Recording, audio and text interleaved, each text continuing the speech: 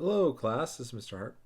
In this video I want to show you some more tools that we can use for scientific and mathematical communication and continuing on with the idea of LaTeX. Now, last time we looked at how we can make an equation with LaTeX. Now I can show you some of the types of programs that actually use LaTeX. And such a program that you will often see nowadays, currently that's very popular, is one called Overleaf. So if you just open up a browser and go to overleaf.com, it'll take you to a site that looks like this once you sign up. Now it is free for academics and for students. So it allows you to make an account, and once you're signed in, you should be able to open up a projects tab like this. Now you can see in here I've written all sorts of papers and reports and my thesis all in this program. Okay, so Overleaf is a document making program that uses LaTeX. So let me give you an example. So if you want to start a new document, or what they call a new project, you can just click on this tab right here. Now, you'll notice I can just do a blank project, but there's also different templates. So the reason that people like using Overleaf is that different conferences or different styles of papers like to make their own formats and templates in Overleaf in LaTeX. Let me actually open up my thesis, for example. Okay, so we're going to ignore all the fancy LaTeX code for right now, but on this right side it's going to open up my thesis and it's going to show you what it looks like.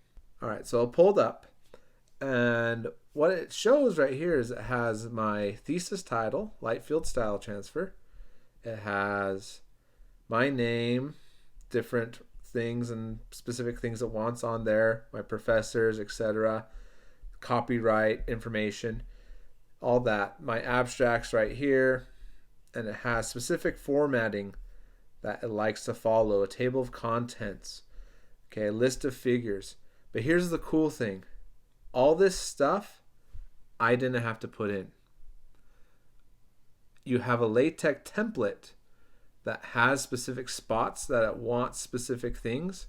It has all this different code, but then all I have to put in, for example, is that my author name is David M. Hart. My light field style transfer is my title. My graduation month was April, etc. And so I can put in certain things into certain spots, and the rest of the LaTeX formats automatically for me. So it's a really cool way for departments and other things to submit a format that they want things to be in, and you just have to fill in the information. You don't have to do all this alignment yourself like you would have to do if you're using Google Docs or Microsoft Word. And so I highly recommend getting used to the idea of Overleaf and LaTeX editors, because it allows you to not focus so much on the formatting but more on the writing, and then you just let it fit to the format of what you're working on. Compare that to a paper I submitted. Okay, this is WACV. This is the winter conference that I went to. And after it compiles, you'll see that it's actually a different format. So you'll notice in this one, it has the abstract in kind of really small italicized font. It has double columns as you're going down. But again, we don't have to worry about the formatting. We just type our text in here and it automatically formats it the way that the specific conference wants to read it. Let's just make a new blank project. So in this case, we don't have a specific format that we're using, so it's just going to default to some LaTeX example. And if we again, if we had a specific conference we were importing, we would just import that rather than starting with a blank project. Okay, but you'll notice right here that just like in equations with LaTeX, there were specific keywords you could use or special commands to make special letters like Greek letters or square root signs. The document also has these special symbols. So where it wants the title, you just fill this in. And you can put whatever you want in this area make it a really cool title. And if I press this recompile button, it shows me the output on this right side. And so it automatically turned my title to my really cool title. And if my document had the title in more than one spot, it automatically populate everywhere there was a title. Okay. Likewise, that's my login name. Let's make my author name my full name, David M. Hart. And the date when I'm recording this happens to be in October. Okay. Again, something to get used to. You have to press recompile every time you want to see the output. Okay. And now everything you want comes after this begin document command. Okay. So it made a section for you. If you'll notice, there's a section right here called introduction. We could put some text under here. And then we could have another section that is the real stuff. I don't know, whatever you want to call your section. You can think of these as like headings. And you can put some more text. And if we recompile that, now it automatically formats it here. Okay. Now this is fine. Again, it doesn't allow for a law of control, but we don't really care about that because most of the cases you're going to be given the formatting that the specific thing needs, or the specific conference or department. Even I had a professor that sent me, he wanted his homeworks in a specific format. Okay, so we just have to worry about the text. So we can type all sorts of paragraphs here, la-di-da-di-da, whatever, right? Lots of text, lots of text. And so from this point, it's just like any other writing program. But there's some cool things that make LaTeX different than other programs. The first being that I can put in math. Okay?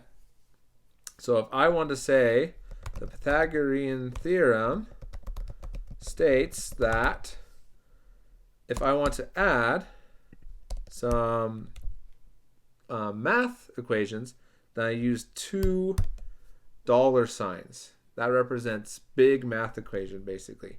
And then I could put in the Pythagorean theorem using what we learned from last time. And then I close it with $2 signs. Now, if I put this and I recompile it, now you'll see that I have the Pythagorean theorem right there. Okay, sorry, I forgot theorem. And it appears automatically in my text.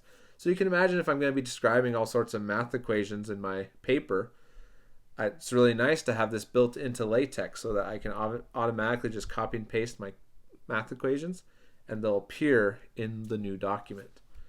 Okay. If you want to be on the same line as the text, not as this kind of printout, you can do a single dollar sign and keep it in line, and it automatically will appear. Okay?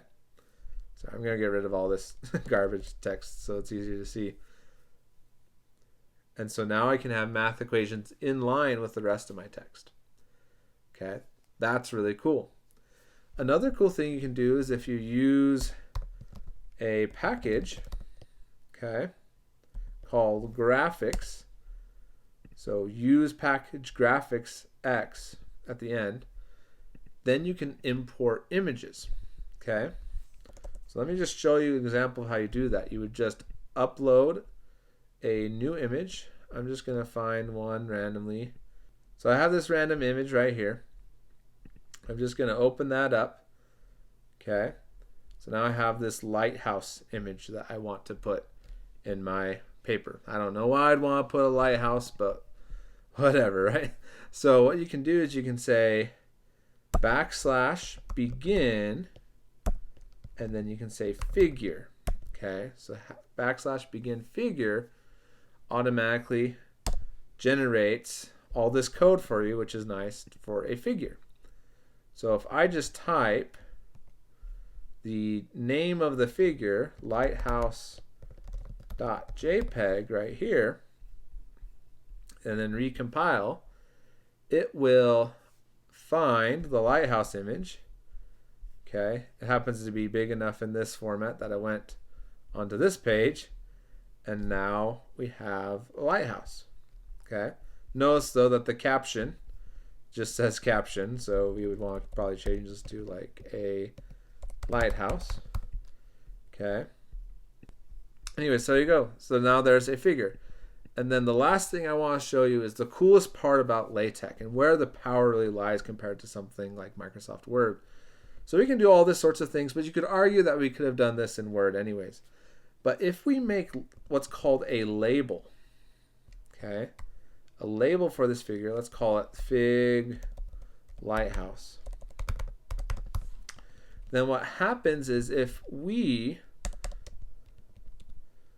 need to reference this picture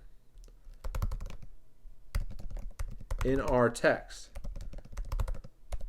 by saying there is a picture of a lighthouse in figure, I could just look at the PDF and say, oh, that's figure 1, and type a 1 right there.